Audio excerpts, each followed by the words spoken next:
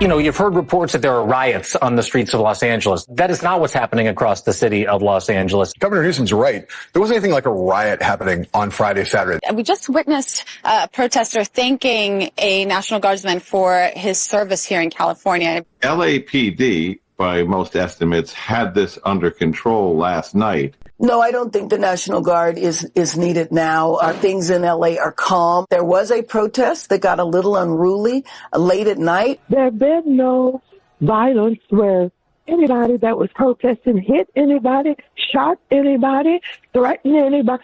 Nothing has happened. What is just a bunch of people having fun watching cars burn. Most of those demonstrations were very peaceful. It's peaceful. They're having fun watching cars burn. Let's find out how true all that stuff is. Joining me now, National Blaze correspondent, United States Marine, and possibly in ICE custody, Julio Rosas. Julio, what's going on in L.A.? Are you free right now? That's a good one, Jesse. I'll give you that one.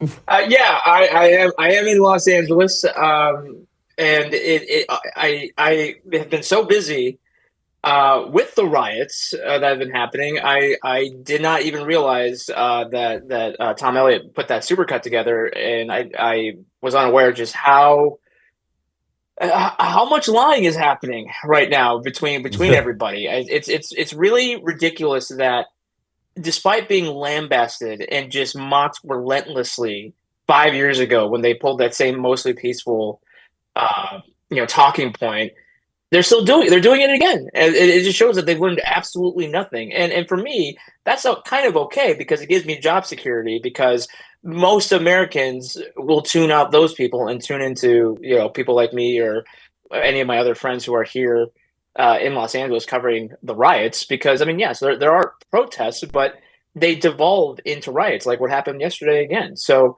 I don't know what to expect today. We are expecting crowds to kind of gather back outside the federal building in downtown Los Angeles, but they're all lying. I don't know what else to say other than just the obvious fact, and all you gotta do is just look at the videos. Julio, this is obviously not your first rodeo when it comes to dealing with the street animals. So can you give us a sense, because we're not on the ground, all we have are internet videos and Twitter and what the news is lying about. Obviously, LA is a very spread out place. Anyone who's ever been there knows that. Is it certain parts of town? Does it feel like it's escalating or dying off? You have a much better feel for this stuff than those of us who aren't there and don't have your experience in it. Yeah, it's been centered at City Hall and the federal building in the downtown area by the 101. But last night, they couldn't get close to it. They got pushed away by LAPD after throwing glass bottles at police. And so what typically happens, and this is exactly what happened last night, is rioters have a primary target. If they can't get to their primary target or they get pushed away from their primary target, they're still amped up and they say, well, we're just going to go out and cause all sorts of mayhem. And so that's what we saw last night, a couple blocks away that hadn't really seen any action in the past few days. We're now seeing looting at all these different stores. The sushi place got looted, Apple, a weed store. I would hazard a guess that the local library or bookstore, I think those places are safer right now. But yeah, it is starting to spread, and that's kind of unusual. And I say that because usually the timeline, at least what was happening in 2020, was the worst parts of the riots were the first 3 days, give or take.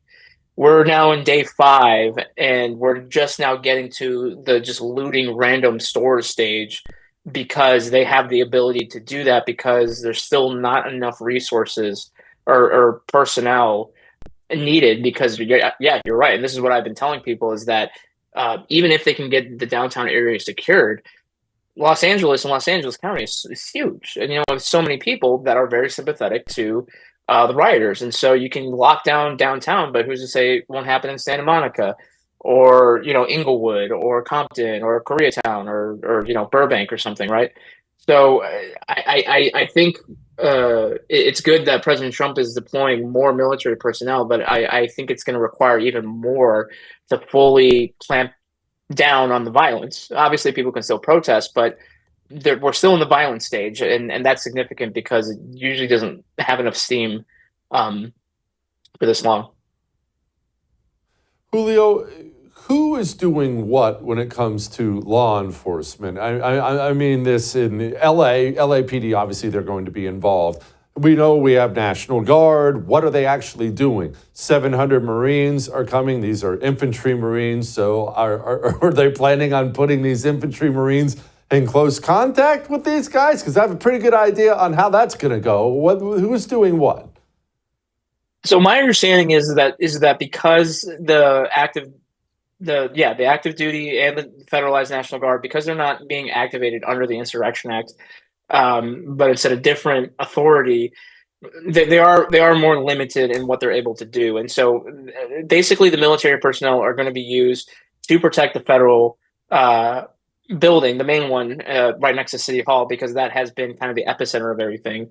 By doing that, that frees up the federal law enforcement agencies like ICE, like HSI, or the Federal Protective Service, who up until this point have been also helping with securing the perimeter, because you have to keep in mind they're still planning on doing honest operations here with everything that's going on. I mean, they're having to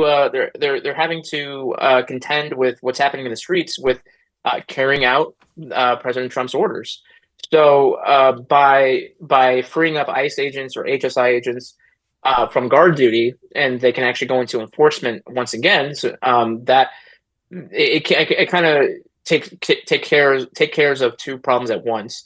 So I don't know what we'll see where exactly they will be placed, and we'll see if the additional personnel will kind of mellow things out. But I mean, just yesterday when the protesters heard that, okay, it is official, the Marines are coming, the speaker was saying, "Are we going to be afraid of the Marines?" And everyone in the crowd was like, "No." And so, I don't know. I think because it's President Trump activating them, it is going to agitate them more. So we'll see what happens today in the coming days.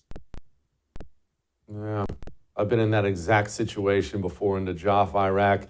It's amazing how pacified they get when you fix bayonets. Julio, thank you, my brother. As always, I appreciate you. Not afraid of the Marines. We'll see how that works. All right, guys, let me know. I would thank you for coming to my YouTube channel, but I know how brilliant it is, and I know you love it here. So subscribe and watch. We're going to start really ramping things up and putting some funny stuff, some interesting stuff out there, some collaborations. Either way, my YouTube channel is officially the place to be. So stick around.